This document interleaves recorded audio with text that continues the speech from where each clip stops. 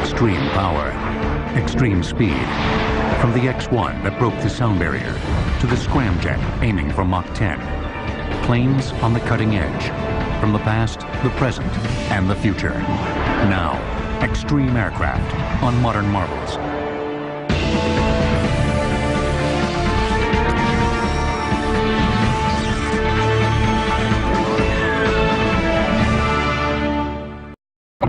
Cloaked in secrecy, two American spy planes, the U-2 and the SR-71 Blackbird, made their mark on history during the Cold War. The U-2 was the first to become operational in 1956.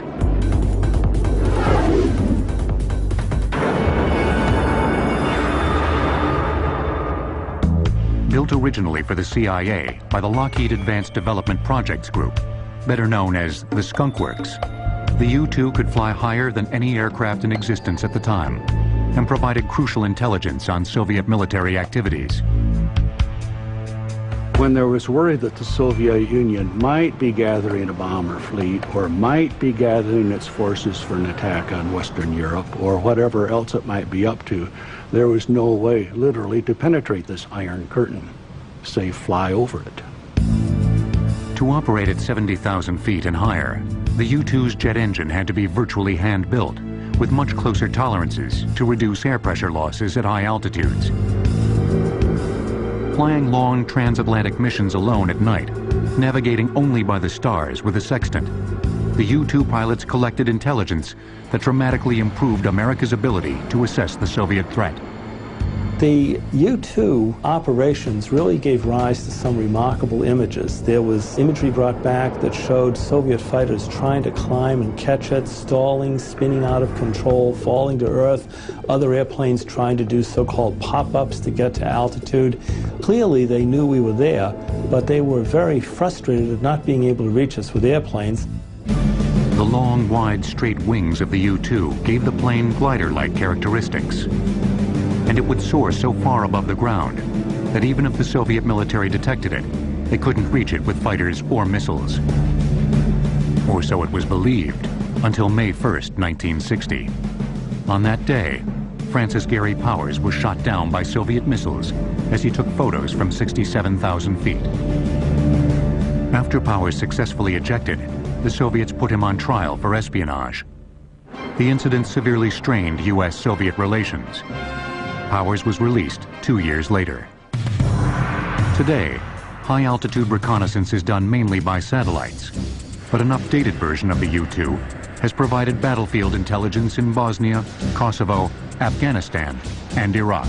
It is also being used for high-altitude research projects by NASA and other civilian agencies. We do earth sciences. NASA has done it for 30 years or more. And that requires overflight over forest fires, over forests, desert, into the Arctic to check on the ozone layer, which NASA first discovered. We fly a bigger variant of the U-2, but we have two of them, and we fly them worldwide on various missions of those kinds. As effective and enduring as the U-2 has been, it wasn't enough to meet America's reconnaissance needs at the height of the Cold War. Once again, the Lockheed Skunk Works, headed by the legendary Kelly Johnson, was tapped to come up with something better.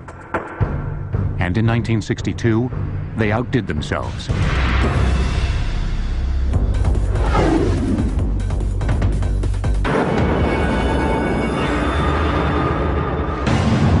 The SR-71 Blackbird, a high-speed, high-altitude spy plane, is revered by many as one of the greatest jet planes ever built. The ethereal Blackbird could fly higher and faster than any jet aircraft in production, and that still holds today. I knew that this airplane was going to be the fastest in the world. What I didn't know was it would remain the fastest for 40 years. That's astonishing. But I remember back in the 60s, Kelly used to say, and he'd say it kind of aggressively, like, I challenge anyone to adversely comment on this. He says, nobody's going to produce an airplane with greater performance than this one by the year 2000. And back then I used to think, well, I hope I hang around long enough for the year 2000 to see if that turns out to be accurate, because before this came along, every 2 or 3 years somebody somewhere would produce one faster. As with the U-2, The initial client was the CIA, not the Air Force. The first version was called the A-12 and made its first flight in spring of 1962. To be able to withstand the heat generated by sustained speeds above Mach 3, the A-12 had to be designed from scratch with new technology and new materials. We would say this is roughly an 800-degree Fahrenheit airplane. Some things are hotter, but we have some cooler. I understand the self-cleaning oven is around 425 and the soldering iron around 550. So that gives you an idea of what kind of heat we're talking here. The airframe was made from titanium and titanium alloys, and the structure was coated with a special radar-absorbing black paint that helped dissipate the heat.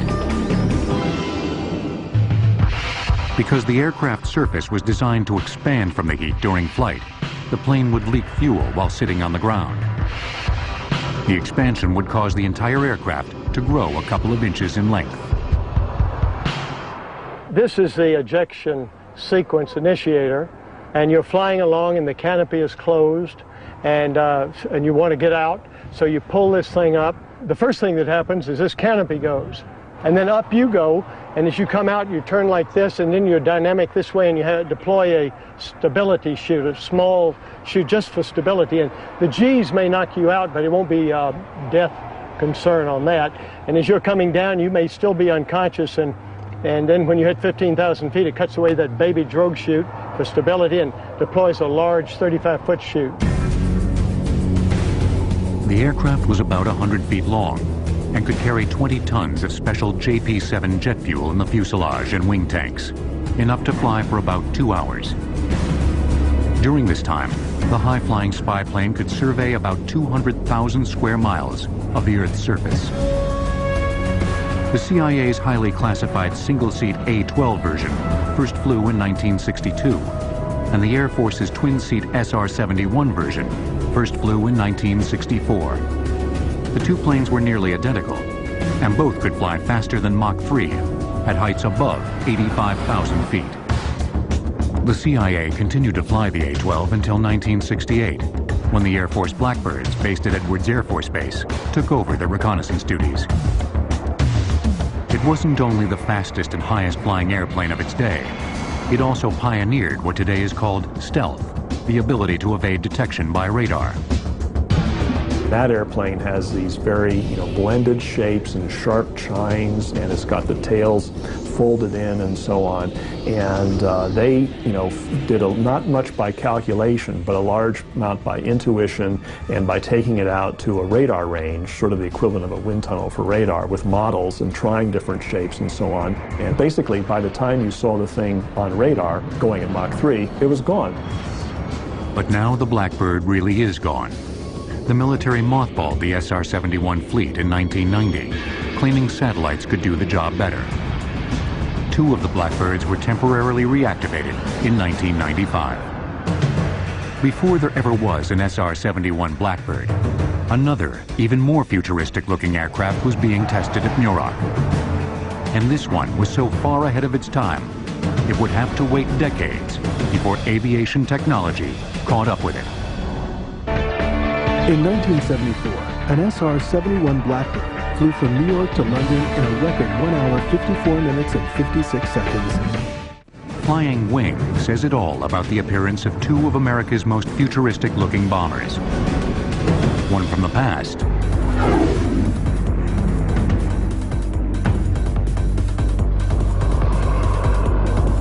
and one from the present.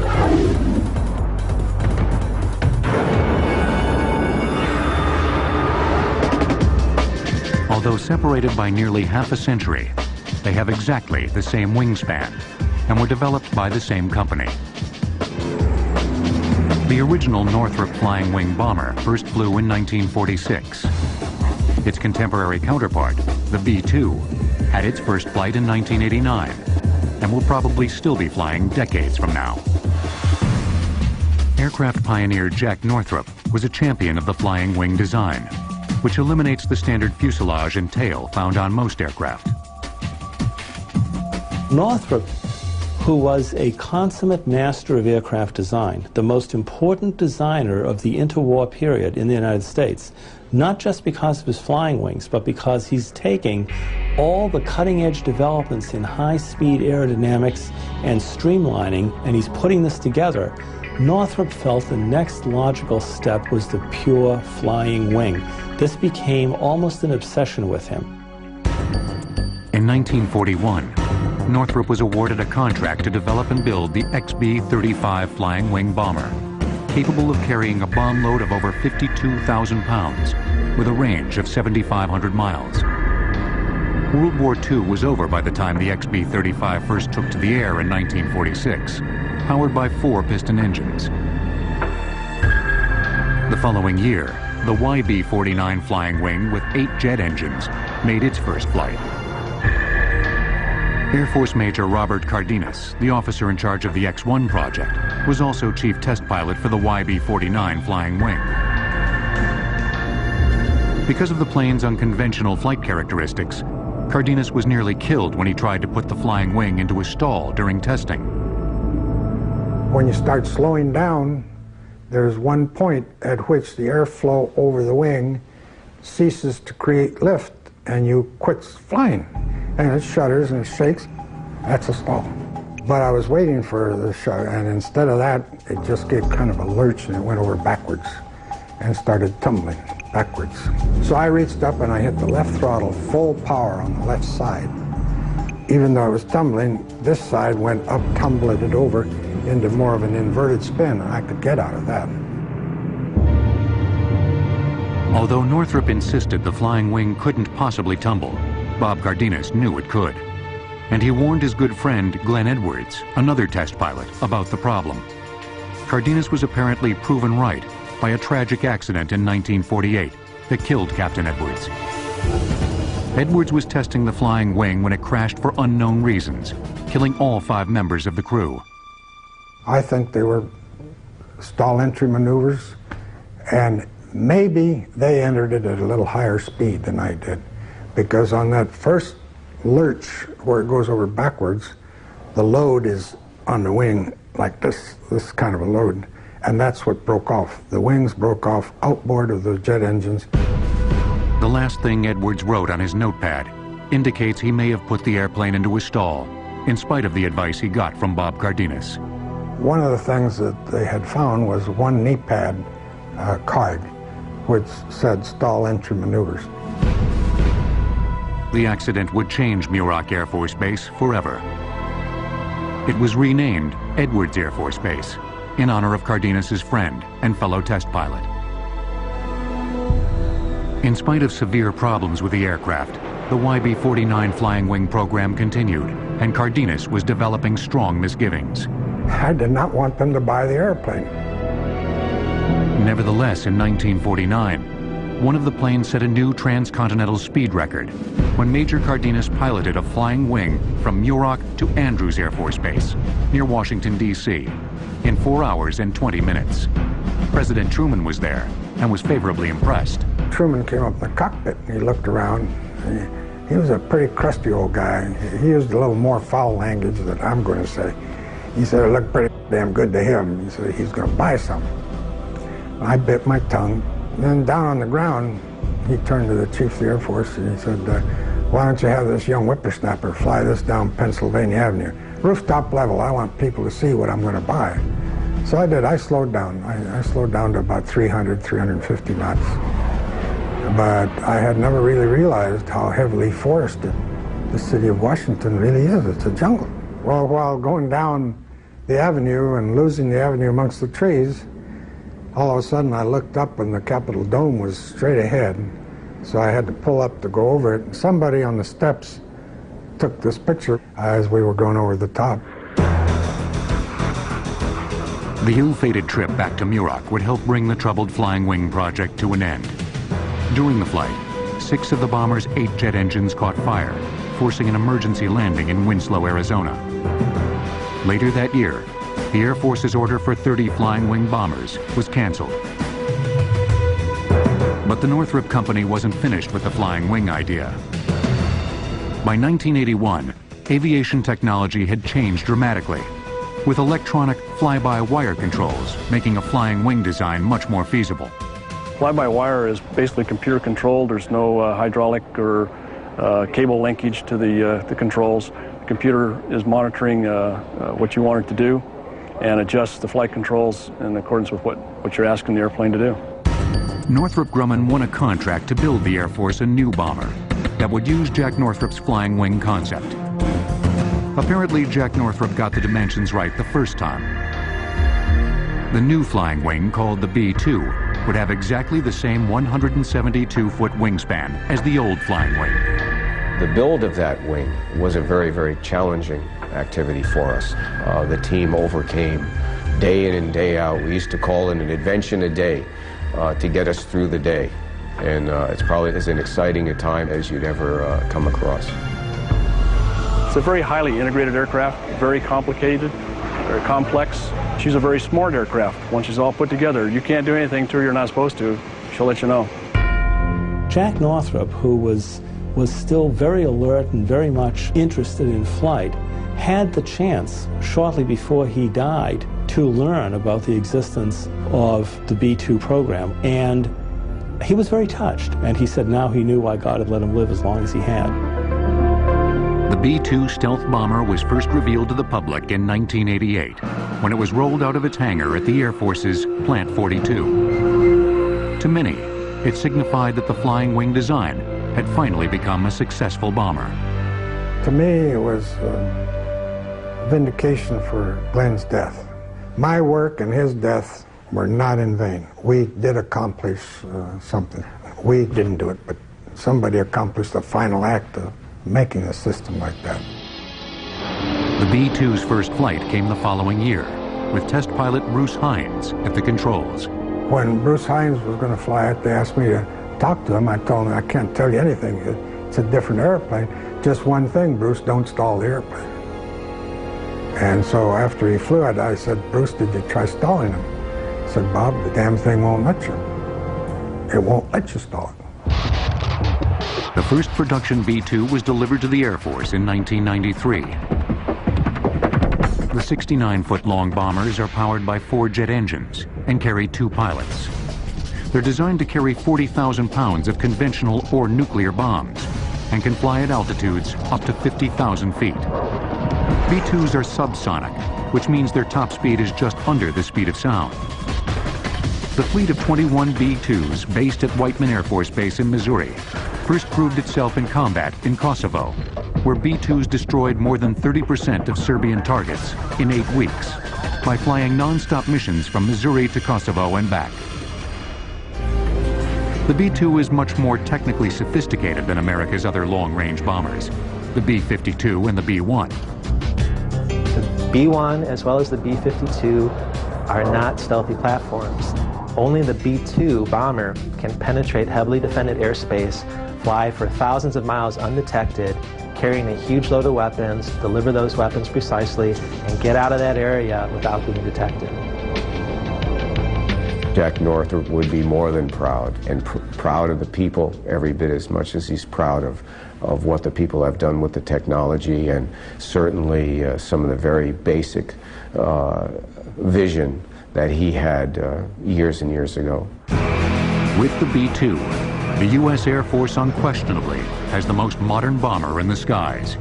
Now, they need a fighter to match. Enter the F-A-22 Raptor.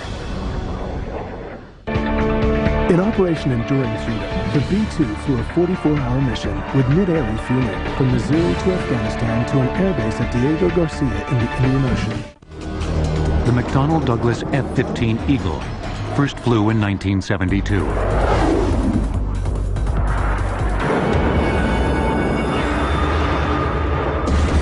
And reigned unchallenged for decades as the world's premier air superiority fighter. But the new F-A-22 Raptor will finally bring that reign to an end.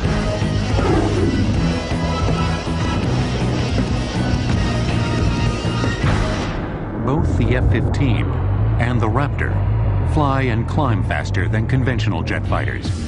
This enables them to dominate air-to-air battles with enemy planes, which means they can deny the skies to the enemy. Hence the term air superiority fighter.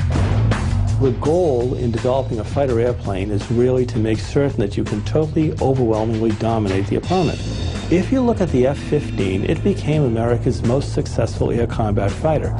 Indeed, you can argue historically it's the most successful air combat fighter of all time, because it has never been shot down in air-to-air combat while shooting down close to 200 opponents in air-to-air combat.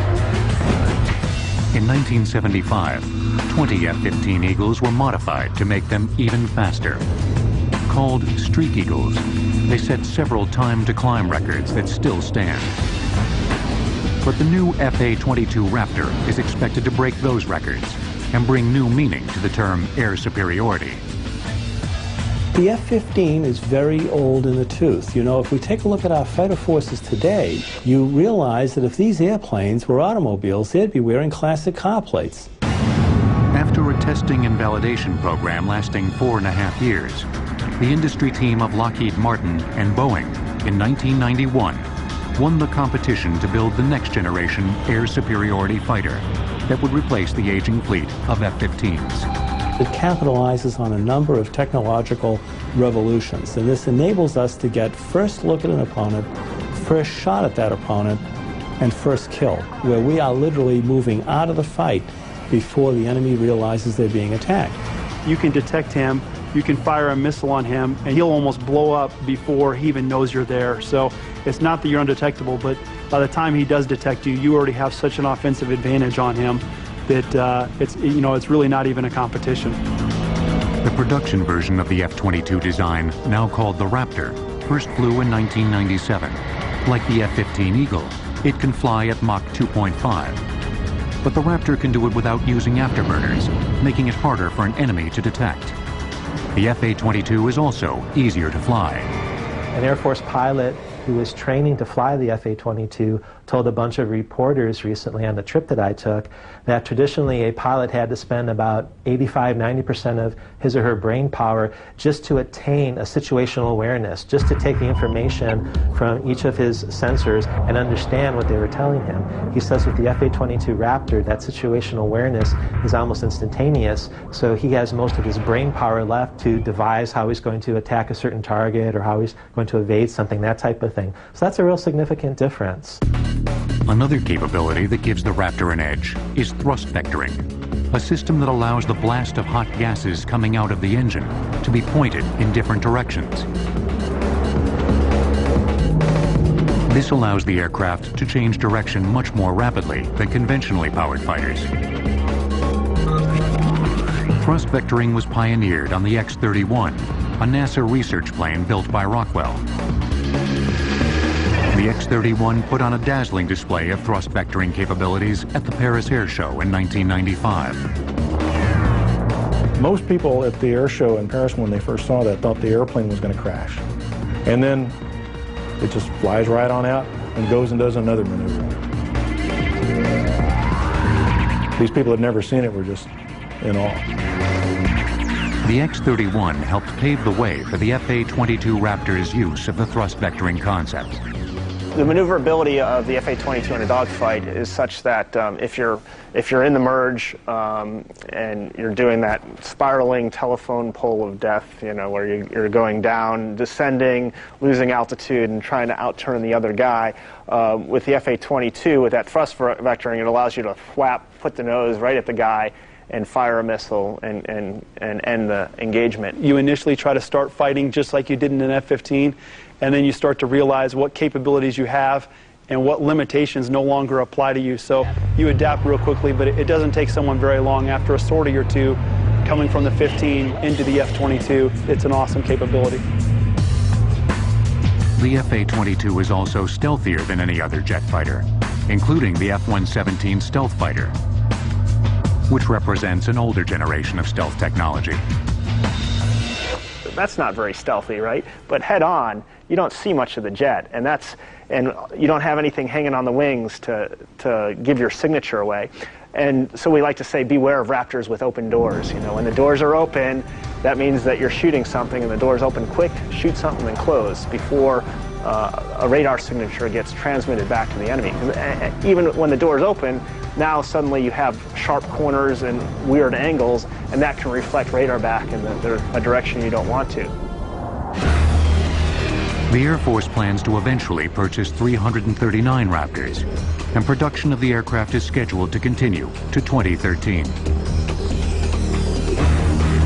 The FA-22 is an Air Force pilot's dream. But there are planes on the horizon that may be more like a pilot's nightmare, because these aircraft have no pilots.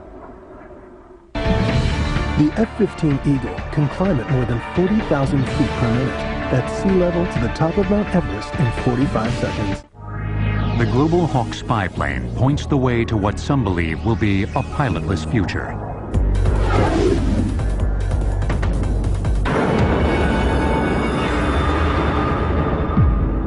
This UAV, or unmanned air vehicle, was seen in action by millions thanks to TV news coverage of its surveillance missions in Afghanistan and Iraq. The Global Hawk can conduct effective surveillance over an area the size of Illinois in just 24 hours.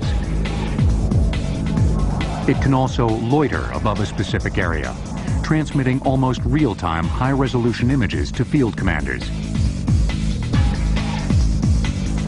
44 feet long and 15 feet high, the high-altitude reconnaissance aircraft was built for the Air Force by Northrop Grumman. Global Hawk is an autonomous air vehicle. For instance, when Global Hawk did a deployment to Australia, the Global Hawk left California with a click of the mouse. It is fully autonomous, and then it flew across the Pacific Ocean and landed in Australia some 20-odd hours later, at which time somebody clicked the mouse again and shut the engine down on the system. With its range of more than 14,000 miles and an ability to fly for 36 hours straight, it can travel to any point on the globe, conduct surveillance, and return to its base in the United States, all without a pilot. The Air Force rushed the Global Hawk into combat ahead of schedule in Afghanistan in November of 2001, and it was also used in Operation Iraqi Freedom. Although it flew only 5% of the surveillance missions over Iraq, it accounted for more than 55% of the information on time-sensitive targets, many of which were destroyed. After collecting more than 3,700 images over Iraq, the Hawk returned home in May of 2003. Air Force officials said the Global Hawk was over Iraq from the very beginning of the operation and had a direct impact on the Republican Guard's destruction. Although most use of UAVs so far has been for reconnaissance, there is growing interest in putting weapons on them. The Unmanned Combat Air Vehicle, or UCAV, is seen by some as the top gun of the future.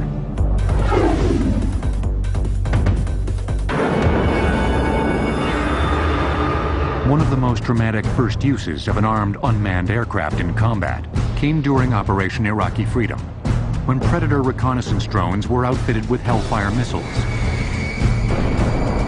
There's one famous mission that the Air Force likes to talk about during Iraqi Freedom. There was a broadcast tower from the Iraqi Information Agency in downtown Baghdad, and that tower was very close, I believe, to the Fox News tower and also to a mosque. And so it was a very, very dangerous target for the Air Force to go after. So what it did was it sent a Predator unmanned aircraft armed with Hellfire missiles into downtown Baghdad, and the remote pilot who was operating the aircraft from thousands of miles away in the ground control station was able to pinpoint that tower and actually take it out without any collateral damage to the Fox Tower or to the mosque. The Air Force is now testing the Boeing X-45 UCAV demonstrator, which first flew in 2002.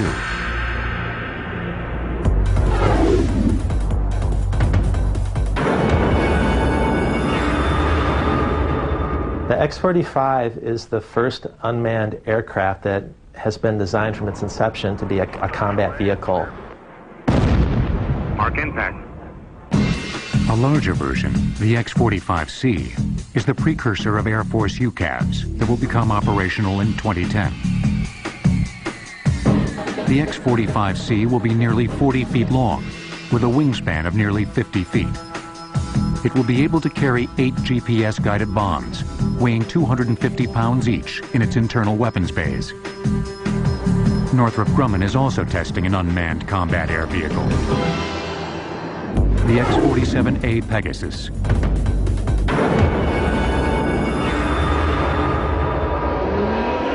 It was designed as a flight demonstrator for the X-47B that could be used by the Navy.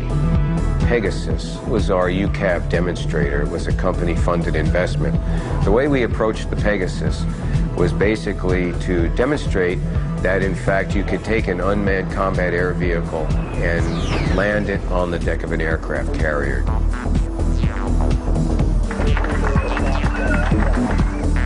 There is still some debate, even within the military, about how and when UCAV should be deployed. I think there's just this sort of rules of the game, ethical bridge to be crossed of, is it okay for a drone to be, and firing, and are we really sure that that's Osama and, not the head of the orphanage who's walking along the street? There's a lot of, queasiness about doing this. Because, you're looking through a soda straw on these things, and, are you really sure that's the guy? The chances of making a mistake are pretty high, and you really obviously don't want to kill innocent people. We must be very, very careful that we don't develop systems that are so complex that they really transgress whether or not they should be inhabited systems. There's a tremendous value in having the inhabited system because, to be frank about it, an inhabited aircraft carries with it a great deal of innate common sense that sometimes you don't have in a system that's relying on the lineup of ones and zeros. It remains to be seen how commercial airline pilots and private pilots will feel about sharing airspace with planes that have no pilots. Years ago, if any one of us got into an elevator, there was an operator, an attendant inside the elevator. Today, I certainly don't see that person in the elevator anymore. You get at many airports today, and you want to get to another terminal. You get on an unmanned train, and we accept that. It's normal. That's going to take place with UAVs for sure.